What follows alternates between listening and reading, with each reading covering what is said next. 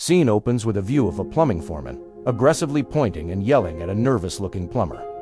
The audio is muffled, but the foreman's anger is clear. A caption appears, "Having a real rough day." You ever have one of those days where it feels like the whole world is just bearing down on you? You're trying your best, you really are, but nothing seems to go right.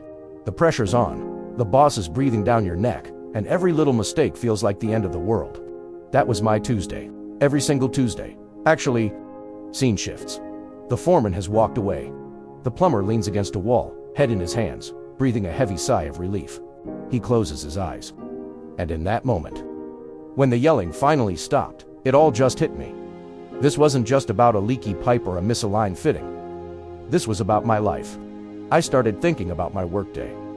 The 5 a.m. alarm, the cold coffee, the constant knot in my stomach driving to a job site I dreaded. The feeling of being small, of being disposable. The shouting wasn't the problem, it was a symptom. A symptom of a life I hadn't chosen, but had somehow ended up in. I saw my whole life flash before my eyes. Not the big moments, but the small ones. The missed family dinners, because I was working late. The weekends spent stressing about the week ahead instead of enjoying the moment. The hobbies I'd given up. The dreams I'd packed away in a dusty toolbox somewhere in the back of my mind. I remembered being a kid, wanting to build things, to create, not this. Not being torn down every single day. When did I agree to this? When did I sign the contract that said my peace of mind was worth a paycheck?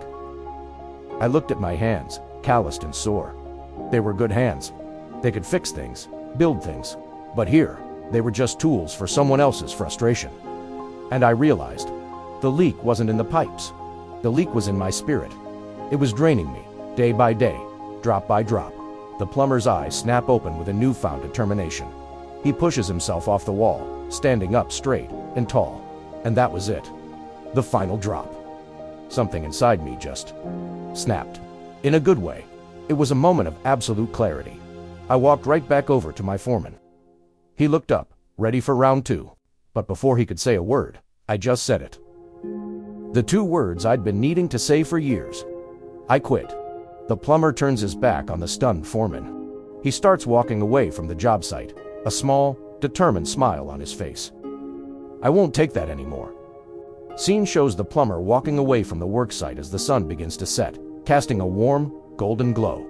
He's walking with a purpose he didn't have before. A caption appears. What a wonderful feeling, not knowing where to go. I just walked. I didn't have a plan, didn't have another job lined up. All I had was the feeling of the sun on my face and the sudden, incredible lightness in my chest. For the first time in a long time, I wasn't walking to something I dreaded. I was just walking away from it. And you know what? There's a wonderful, terrifying, beautiful feeling in not knowing exactly where you're going next. It's the feeling of being free.